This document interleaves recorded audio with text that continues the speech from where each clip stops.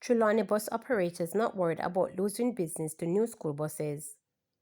Public passenger bus operators in the parish of Trilani say they do not expect any significant financial losses with the introduction of the rural school bus system. The school buses will be rolled out in the parish at the beginning of 2025-2026 school year in September. Errol Lee, who served the route between Falmouth and Montego Bay, told reporters there are over 2,000 students between Holland High and William Nib. That school bus can only take a certain number, only make one trip between 6 a.m. and 8 a.m. After that, it will be left to us regular ones to transport the students. It can be unfair, so I am not worried, he noted. Ron Simpson, who transports students between Falmouth and Stewarttown, said the school bus system will not affect him in any way. I transport students to and from Westwood High. Those buses are going to find it difficult to negotiate those narrow roads, he noted. He added, right now I have parents booking space for their children come September. Another transport operator, Ricky Campbell, said, "Met them come. Me know say them bus they can't run pon my road here. So it no bother me." He operates between Falmouth and Botnes Hill. Meanwhile, Michael Thorpe, who is in charge of safety and security at the Ministry of Education, gave an update on preparations for the implementation of the school bus system. We have identified 120 roads that need servicing. We are in consultation with critical stakeholders. In the meantime, the buses are being retrofitted. It's early days yet. No decision have been made just yet. What I can say is that those private operators who are contracted to the ministry will most likely remain, he told reporters. Union representing guardsmen workers at U.S. Embassy wants to meet with financial institutions over insurance deduction from guard salaries. Attempts are being made by a union representing guardsmen workers at the United States Embassy in Kingston to meet with financial institutions regarding insurance deductions from the guard salaries. The Union of Clerical, Administrative and Supervisory Employees UKs reported that workers became concerned following claims that money deducted from their salaries for insurance has not been paid over or were paid late to the respective financial institutions. UK's President Vincent Morrison said the issue negatively affected the workers' credit rating. Morrison said guardsmen reported that funds were paid over and that in some cases, technical challenges resulted in the payment not being reflected on the workers' accounts. The union leader wants to meet with the financial institutions to get further clarity on the matter. Morrison argued that the workers should not be penalized for late or non-payments. He said a partial resolution was reached during a meeting with guardsmen. We have been again promised that they will do what they have to do to ensure that the money deducted will be sent early on time to the respective financial institution. We still insist that that meeting, that standoff meeting, one-off standoff meeting with the financial institution must be held because, all we're seeking is one, the truth. And when we talk about the truth, we don't believe that the workers' money that is being deducted should serve any other purpose than to pay the workers' loans which, if they don't pay it on time, there are some institutions that are charging them anywhere between 50 and 90%. So the workers should not be penalized because they earn the money, the company agree to take the money from them, pay, send it over on time, and, our position is that whoever is at fault, whatever interest that would have accrued on these late payments must be paid to the workers, right? They have asked that we do a press release. I'm waiting for them to send me that release. We are going to contact some of the major companies.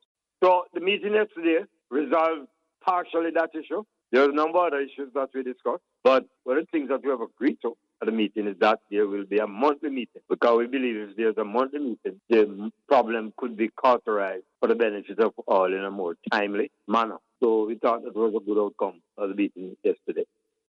Parents of 4-year-old cautiously optimistic after daughter's successful heart surgery.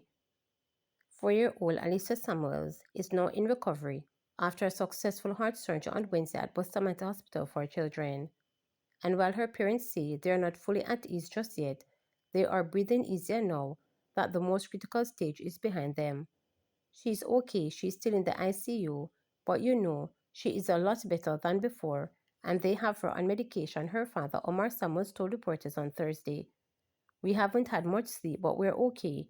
We're feeling a bit better than yesterday. We are a bit more relaxed because at least we've been through the surgery stage. Now it's the recovery. So we're a bit more relaxed with the whole process now, he added.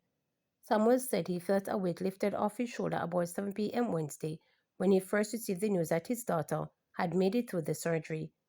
Going into surgery, you can never tell what can happen. As I told you, so we were on our toes, nervous, which is understandably because everyone feels that kind of way when they're going into surgery or when someone is in surgery because you know the outcome can be anything. But now that she's out, we're a bit more relaxed and just waiting on her recovery, he emphasized. They're saying her pressure is a bit still high, so they're trying to stabilize her by this evening. She's also in and out of dosing period because they still have medication on her. She's still getting the IV and stuff and in pain medications. So the pain medication is keeping her in a drowsy state, but she's recognizing our voice. She's hearing. Maybe can't respond the way she wants to, but she opened her eyes. She sees us and the medication bring her back into a daze again, he noted. Samuel shared that the experience has taken a toll on him and Alicia's mother, Nadine Kelsey, but said he is counting down the days when he can return home to St. Elizabeth with his little girl. She'll be in the ICU room for about 3 days, and then from there, if everything works out with her and the pressure, because that's basically what they're watching now, if everything works out by Saturday or Sunday, they'll move her back onto the ward, where she'll do actually a week before any release date can be told, stated Samuels. Alicia's mother expressed feelings of mixture of relief and lingering nervousness, but said her faith is growing stronger with each passing hour. I'm feeling okay knowing that she has been successful. I'm more relaxed now than before. I'm a little bit jittery, but better than before, she noted. The mother said she's now focused on helping her daughter recover and is already thinking about the steps to get her back into school and to the joys of being a child again. I am looking forward to coming home, helping her to recover, getting her back into school, starting her life all over again, you know. But she's on a journey right now, she stated. Alyssa Samuels underwent surgery to correct a narrowing of the awkward, the main artery that carries blood away from the heart. Thanks to a generous $1.217 million donation from the Kiwanis Club Eastern Canada and Caribbean District to Chain of Hope Jamaica, which fully funded the procedure. The family also received additional $50,000 from the Kiwanis Club, EC&C, to assist with Alicia's aftercare expenses once she is discharged from the hospital. Chain of Hope Jamaica is an approved charitable organization based at Bustamante Hospital for Children. Since its establishment in 2007, the organization has built a reputation for developing a sustainable, local cardiac care service aimed at providing life-saving treatment for children with heart condition. As part of its mission, involves partnering with international donors, groups to facilitate free medication missions at the Bustamante Cardiac Center. It also collaborates with corporate foundations, companies, humanitarian service club, and other supporters of the hospital to raise funds for cardiac surgeries. To date, Chain of Hope Jamaica has assisted more than 1,000 children with heart conditions, facilitating over 650 cardiac procedures at no cost to families, while hosting approximately 60 cardiac missions and international clinical themes to support its works. To subscribe, like, share, and click the notification bell for daily updates.